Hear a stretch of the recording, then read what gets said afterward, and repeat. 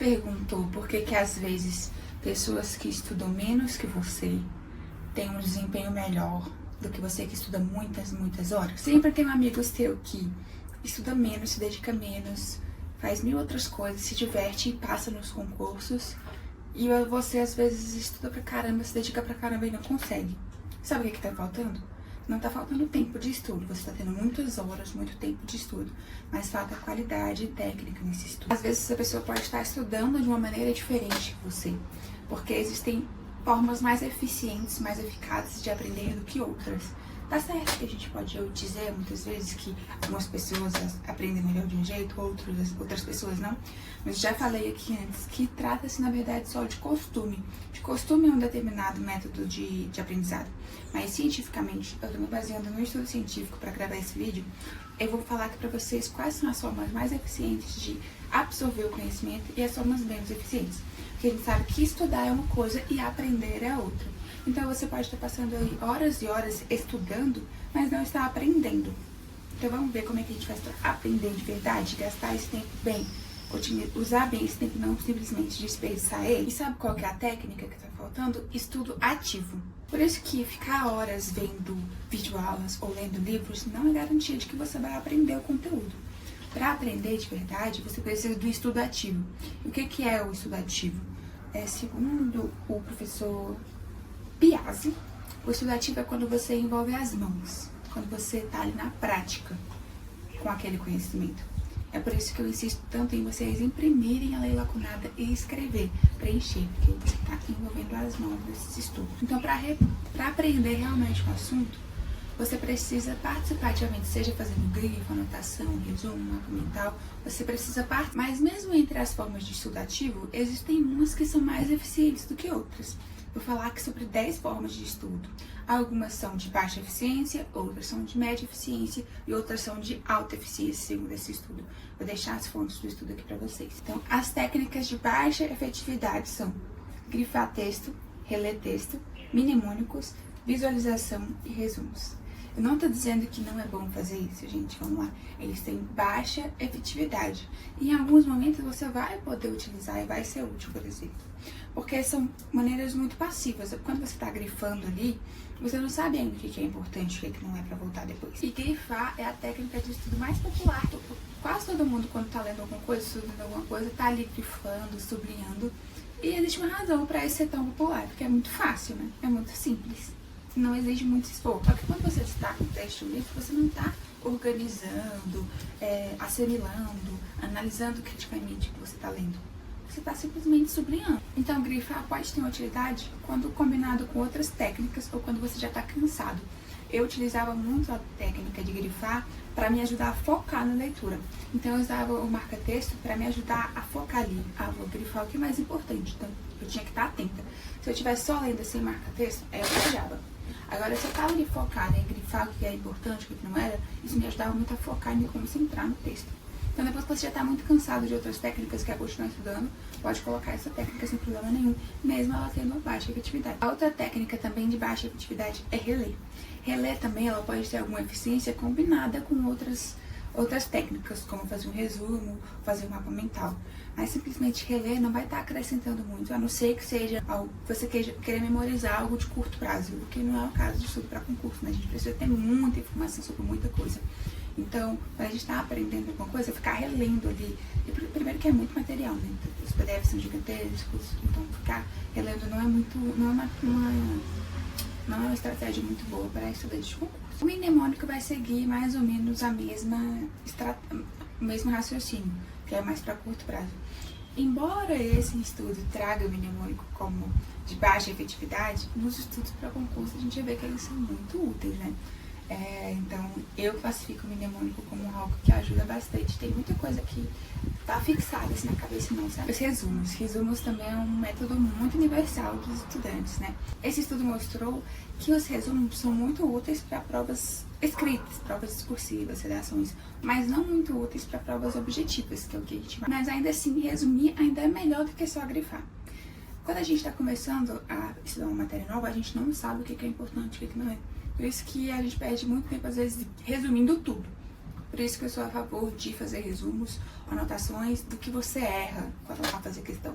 Porque aí você pega e cria um material de estudos com 2 filtros muito importantes, que são o que cai em prova e 2, o que você não sabe. Então ali, passou por esse filtro, é algo realmente muito importante, porque cai em prova e você não sabe, então você tem que realmente focar naquilo. Então fazer um resumo sobre esses assuntos eu acho super válido.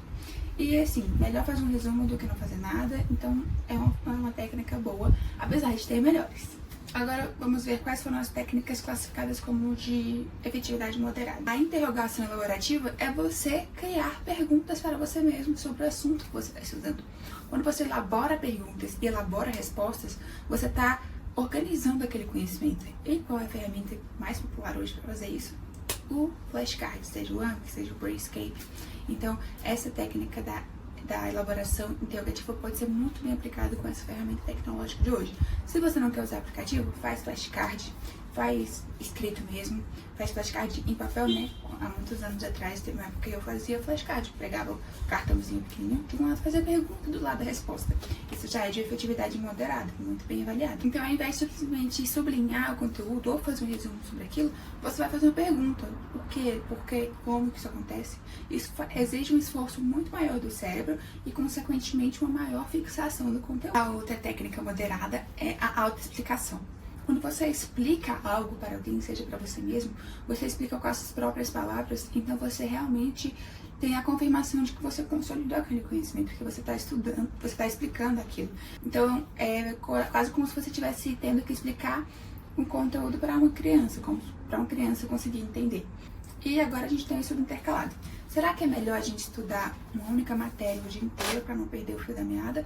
Ou intercalar? Quem é meu mentorado ou quem faz consultoria sabe que eu gosto muito de intercalar matérias para você conseguir estudar durante um tempo maior. Então, esse caso aqui não é nem uma questão de técnica de estudo, de aprender mais, mas é uma questão de você conseguir ficar mais tempo estudando, porque você vai mudando o estímulo. Imagina só você passar o dia inteiro na biblioteca lendo o mesmo material sobre o mesmo assunto. Nossa, o tempo demora muito a passar. Agora, se você fica 45 minutos lendo o PDF de uma matéria, 45 minutos resolvendo questões de outra, 45 minutos vendo vídeo de outra matéria, então você vai aguentar ficar mais tempo estudando e vai ficar menos cansado. E as técnicas de alta efetividade são teste prático e a prática distribuída. O que é isso, Ana? Teste prático é resolver questão do estudo para concurso. A gente vai ver se você vai realmente aprender a matéria. Então, muito mais eficiente do que você ler o mesmo texto, é você resolver questões como vão cair na sua prova, resolver questões anteriores de concurso. Vê se já aconteceu com você, de você estar ali lendo o PDF, arrasando, confiante. Nossa, entendi tudo. Aí vai fazer as questões, erra 90%, e aí você fica, meu Deus, achei que tinha entendido tudo e descobri que não entendi nada. Por isso que resolver a questão é tão importante, porque a gente vai descobrir as lacunas e ver o que realmente não ficou tão... Você descobre que não tá tão consolidado ali de conhecimento. Então, às vezes, quando a gente lê, parece que a gente não entendeu, mas aí vem uma pergunta e a gente, ixi, é mesmo, como é que faz nessa situação aqui? Por isso que resolver a questão é tão importante. Questão e flashcard, gente, tem que fazer muito. E todas essas técnicas são técnicas ativas, dá pra perceber, né? E falando em flashcard, isso já lembra a gente da próxima técnica, a prática distribuída. O que é a prática distribuída? São os estudos espaçados, intercalados, né? Que também remete um pouco àquela questão que a gente falou de não passar o dia inteiro vendo uma matéria só. Quando a gente intercala, a gente tem intervalos maiores, intervalos de revisão. Por exemplo, se eu vi uma matéria hoje e vou ficar daqui muito tempo sem ver essa matéria, a probabilidade de eu lembrar quando ver ela de novo vai ser muito pequena. Agora, quando eu tenho mais intercalagens, quando eu intercalo mais, é mais provável de eu retomar mais a informação na próxima vez que eu ver. Então, se eu vejo 45 minutos hoje, 45 minutos amanhã de determinada matéria, tem só um dia que eu vi. Agora, se eu vejo uma matéria inteira hoje, amanhã outra matéria inteira, a próxima vez que eu ver essa aqui, são tantas matérias para rodar que vai demorar muito para ver de novo, entende? E nisso o Anki ajuda muito, essas ferramentas de tecnologia.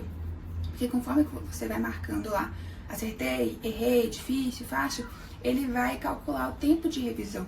Então, se você marcar lá como difícil, o card que você resolveu, ele vai vir mais vezes. Se você marcar como fácil, ele vai demorar mais tempo para vir. Essa ferramenta tecnológica ajuda bastante você. Ao invés de revisar tudo com a mesma intensidade ou tudo com a mesma frequência, você revisa mais o que é mais importante ou é mais difícil para você e menos o que você já sabe. Então, da próxima vez que você for estudar, tente aplicar essas técnicas que são mais eficientes de estudo ativo, porque elas vão otimizar mais. É por isso que algumas pessoas estudam menos tempo e conseguem aprovação aparentemente mais rápido, e outras pessoas estudam muito, estudam horas por dia e não conseguem resultado, não conseguem aprender. Porque elas estão estudando muito, mas não estão aprendendo muito. Quem é meu mentorado, eu já faço isso. Quem faz consultoria avulsa, eu já elaboro os ciclos, os programas de estudo com isso em mente. Mas você pode fazer isso sozinho também, levando isso em consideração. Então, na hora de montar o seu cronograma, coloca os espaçamentos, faz a intercalagem, muda os estímulos e sempre tente estudar da forma mais ativa, escrevendo, preenchendo a lacuna da lei, respondendo questões para você mesmo, auto-explicando, fazendo questões. Então, se você conhece alguém que estuda há muito tempo e não está tendo resultado, manda esse vídeo para essa pessoa. De repente, ela só está estudando de uma maneira que não está sendo tão eficiente. Então, adaptar isso pode ser virada de chave para a sua aprovação. Me segue lá no Instagram, @AnaMariaMentoria, dá o like se esse vídeo for útil para você, porque eu tô aqui integrando conteúdo gratuito. Eu quero realmente te ajudar a passar no concurso. E eu adoro falar sobre concurso público, então se inscreve no canal que eu vou estar sempre postando mais coisas por aqui.